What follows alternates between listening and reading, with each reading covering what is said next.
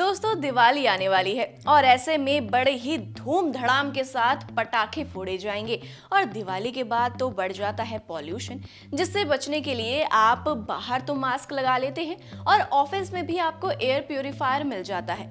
लेकिन आजकल घरों में भी अच्छी खासी हवा यानी कि शुद्ध हवा के लिए एयर प्यूरिफायर का इस्तेमाल किया जा रहा है।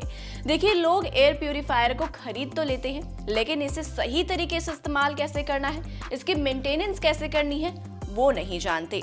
इसी के साथ मैं आपको बता दूं कि कई सारे लोगों के घर में एयर प्यूरिफायर इस्तेमाल का चलन तो बढ़ चला है, लेकिन बेसिक जो पॉइंट्स होते हैं उनके बारे में अवेयरनेस लोगों को नहीं होती। इसी के साथ आज की वीडियो में मैं आपको बताऊंगी कि एयर प्यूरिफायर का सही तरीके से इस्तेमाल कैसे करना है, उसकी मेंटेनेंस कैसे करनी है, क्या कुछ सावधानियां आपको एयर प्यूरिफायर का इस्तेमाल करते समय बरतनी चाहिए और घर के किस हिस्से में आपको एयर प्यूरिफायर लगाना चाहिए। इसी के साथ अंत में मैं आपको बताऊंगी कि आखिर किस तरीके से एयर प्यूरिफायर का ज्यादा इस्तेमाल करना आपको घातक बीमारियों के चपेट में डाल सकता है। So hello and welcome you all, this is me Kritika and you are watching Boldsky. देखिए, मार्केट में कई सारे एयर प्यूरिफायर अवेलेबल होते हैं, जिसमें से एक है जो ओजोन क्रिएट करता है। ग्राउंड लेवल के ओजोन हेल्थ के लिए बिल्कुल सही नहीं माने जा सकते। इससे सीने में दर्द, खांसी, गले में जलन और कई तरह की अन्य हेल्थ प्रॉब्लम से जुड़ी समस्याएं आपको हो सकती हैं। यही नहीं, इसकी वजह से ब्रोंकाइटिस और अस्थमा का रिस्क भी बढ़ जाता है। यहाँ तक कि ओजोन लंग्स की कैपेसिटी को कम कर सकता है और सूजन भी बढ़ा सकता है। इसके अलावा लंग्स टिश्यूज स्थायी रूप से खराब हो जाते हैं। वही बात आती है खराब क्वालिटी के एयर प्यूरिफायर्स का इस्तेमाल करना। इन दिनों बाजार में आपको एक से एक बेहतर एयर प्यूरिफायर मिल जाएंगे, इसलिए खराब क्वालिटी का एयर प्यूरिफायर यूज करना सही नहीं है। इससे बीमार होने का रिस्क बढ़ सकता है। यहाँ तक कि एयर प्यूरिफायर घर के अंदर की हवा को भी दूषित कर सकता है। वहीं अगर आप रेगुलर इसकी सफाई नहीं करते हैं तब भी ये आपको बीमार बना सकता है। अगर आपका एयर प्यूरिफायर फिल्टर वाला है तो नियमित रूप से उसके फिल्टर चेंज करें या फिर समय समय पर उसकी साफ सफाई करते रहें।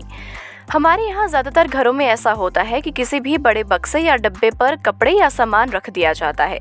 ऐसा एयर प्यूरिफायर के साथ नहीं किया जाना चाहिए। अगर आप एयर प्यूरिफायर पर गंदे या बिना धुले कपड़े रख देंगे या फिर घर के ऐसे कोने में एयर प्यूरिफायर रखेंगे जो सबसे गंदा है, तो आपके घर की हवा को शुद्ध करने के बजाय वो और भी ज़्यादा पॉल्यूटेड बना देगा। अमूमन हमारे यहाँ इस तरह की चीज़ें होती हैं कि बड़े कमरे के लिए छोटा एसी ले लिया जाता है। इसी तरह बड़े कमरे के लिए छोटा एयर प्यूरिफायर भी ज़्यादातर लोग खरीद लेते हैं।